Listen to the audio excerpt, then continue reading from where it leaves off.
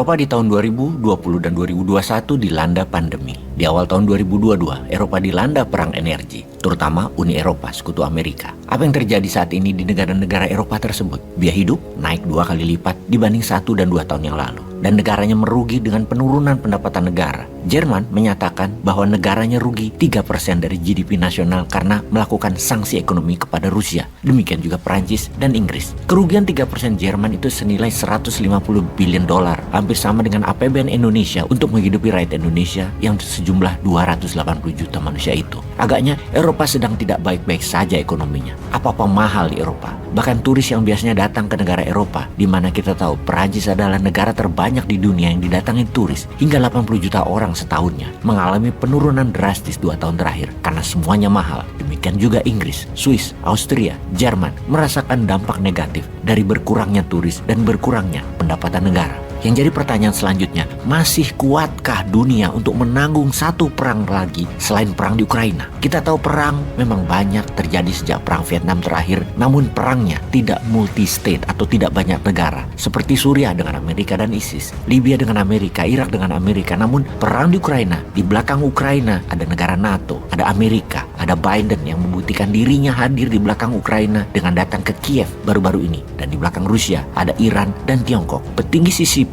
atau Partai Komunis Cina, Wang Yi, hadir hari ini di Moskow. Kembali ke pertanyaan apakah dunia sanggup menanggung satu perang lagi? Kita melihat dari sisi Tiongkok sekarang. Mengapa akhir-akhir ini, sejak tahun baru, perhatian Tiongkok ke Ukraina meningkat? Apakah Tiongkok lagi mempelajari apa kesalahan dan apa kekuatan dalam perang tersebut yang harus ditiru dan dipelajari agar Taiwan bisa masuk kembali ke Tiongkok dengan memenangkan perang di Taiwan? Kita memperdalam sedikit kesamaan Rusia dan Tiongkok yang bersama Putin dan Xi Jinping. Keduanya adalah menjadi negara otoritarian. Ambisi otoritarian memang narsisme grandios. Ingin diingat sejarah sebagai orang besar. Ingin dikenang sebagai pahlawan. Ingin diagungkan. Ingin selamanya berkuasa. Jadi ciri tersebut bisa didapat kalau mereka melakukan ekspansi. Lalu apa yang dilakukan Tiongkok saat ini? Berpengalaman dengan strategi geoekonomi yang bernama Belt Road Initiative, BRI, lalu menjadi obor One Belt One Road. Maka kata inisiatif dipakai untuk sesuatu yang Tiongkok akan lakukan. Sekarang Tiongkok membuat Global Security Initiative. Global Security Initiative adalah cikal bakal military aliansi seperti NATO, versinya Tiongkok. Apa yang dilakukan Rusia terhadap Ukraina adalah self-defense. Maka Tiongkok akan melakukan hal yang sama dalam kampanyenya. Mengambil Taiwan adalah self-defense dari caplokan Amerika terhadap wilayah Tiongkok. Kita semua tahu, sejak kehadiran Nancy Pelosi tahun lalu ke Taiwan, Tiongkok marah dan mulai melakukan aktivitas di darat, laut, udara, selat mengelilingi Taiwan, dan garis batas wilayah Taiwan sudah berkali-kali dilewati dalam drill militer oleh Tiongkok. Drone ribuan kali diluncurkan, rudal balistik puluhan kali diluncurkan, demikian juga pesawat jet dan kapal perang Tiongkok. Tiongkok terakhir kali melakukan hal yang sama ketika Pilpres Taiwan di tahun 1996,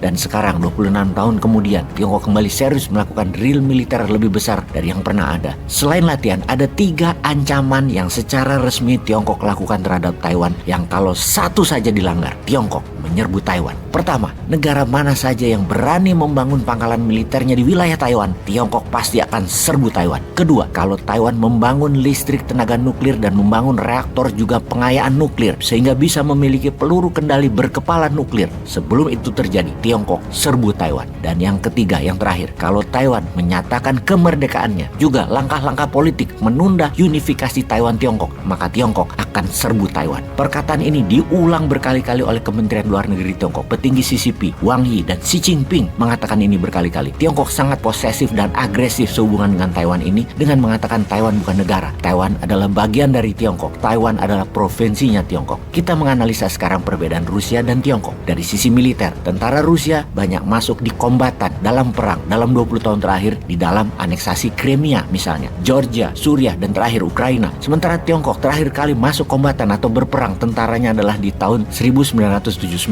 dengan Vietnam. Jadi secara teknis personel, tentara Tiongkok less combat experience. Secara ekonomi, Rusia memberi kontribusi 3% ekonomi dunia, sedangkan Tiongkok memberikan kontribusi 50%, di mana perang terjadi antara Tiongkok Taiwan bisa mengganggu 30-50% perekonomian dunia. Perkiraan para ahli militer, Tiongkok akan main panjang dalam urusan dengan Taiwan. Yang kita harus waspadai bukan akankah Taiwan disebut Tiongkok, tapi kapan Tiongkok ambil Taiwan, dan sudah siapkah Indonesia akan imbas ekonomi ekonominya mengingat lebih dari 50% ketergantungan dalam trading, kebutuhan harian, investasi, ekspor impor, politik luar negeri Indonesia agak miring ke Tiongkok. Sudah ada solusinya.